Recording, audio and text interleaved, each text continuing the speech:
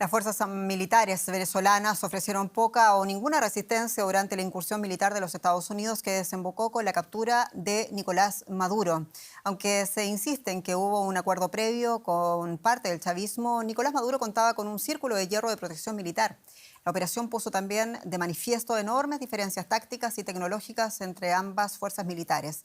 Y el presidente de Estados Unidos advirtió al nuevo liderazgo chavista que si no colaboraban, no descartaba entonces nuevos ataques. Pero tras años de cooperación con Rusia, con China e Irán, ¿cuáles realmente son las capacidades de las Fuerzas Armadas de Venezuela? El ataque estadounidense en Caracas no solo sirvió para capturar a Nicolás Maduro, sino también para enviar un mensaje. Aquel que intente oponer resistencia hará frente al poder militar conjunto de Estados Unidos.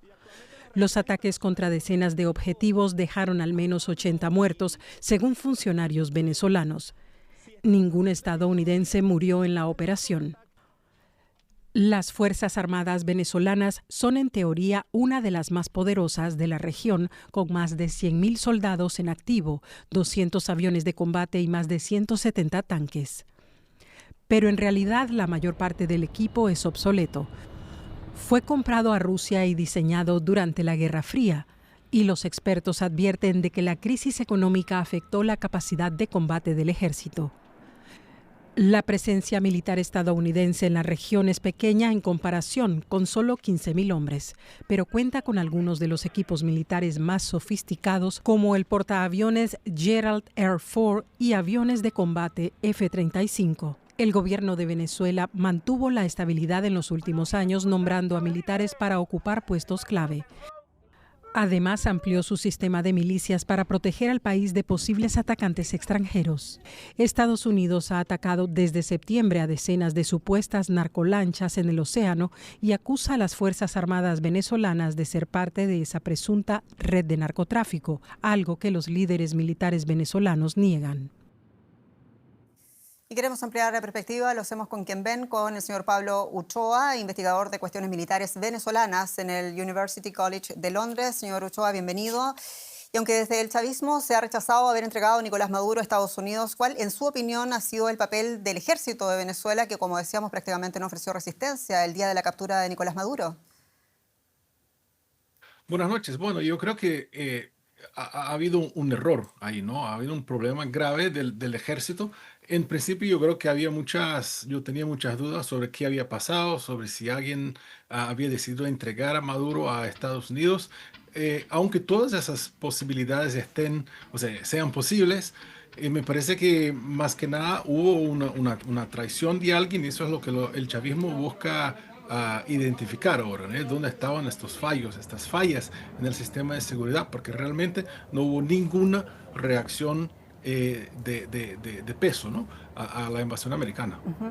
Y en su opinión, ¿a quién le es leal el ejército bolivariano de Venezuela? ¿Le es leal a Delcy Rodríguez, la presidenta encargada? ¿O le es leal solo a Vladimir Padrino? ¿O incluso le es leal a sus propios intereses?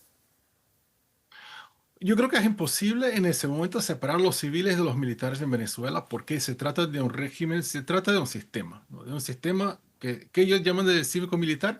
El ejército es parte del mismo sistema político. Entonces la cuestión no es si son civiles, si son militares, sino si son con la revolución bolivariana o si están en contra de la revolución bolivariana. O sea, que estamos tratando acá de grupos de interés, de grupos con políticas distintas que quieren cosas distintas. Es como si fuera una pugna interna del chavismo, ¿no? Entonces, yo creo que ya se ve que el chavismo restante que está ahí en el poder, ese sigue cohesionado, pero hubo un fallo terrible, ¿no? Desde su punto de vista y eso es lo que tiene que sanar. Ujú.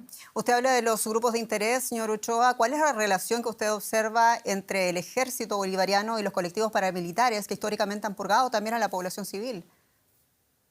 Pero Venezuela tiene un sistema de defensa que reconoce que es imposible vencer a Estados Unidos. Ni siquiera el más nacionalista, patriótico, bolivariano, patriota bolivariano, imagínase que Venezuela va a ganarle a Estados Unidos. Entonces, desde siempre, desde más o menos 2006, 2007 y 2008, el chavismo ha creado ese sistema que consiste en pues descentralizar las fuerzas, ¿no? Hay el ejército, como tu informe ha enseñado 125, 130 mil soldados en diferentes fuerzas, pero las fuerzas tradicionales no tienen condición de hacer frente a Estados Unidos. Claro, se esperaba que podrían hacer más frente a un ataque, lo que no sucedió, ¿no?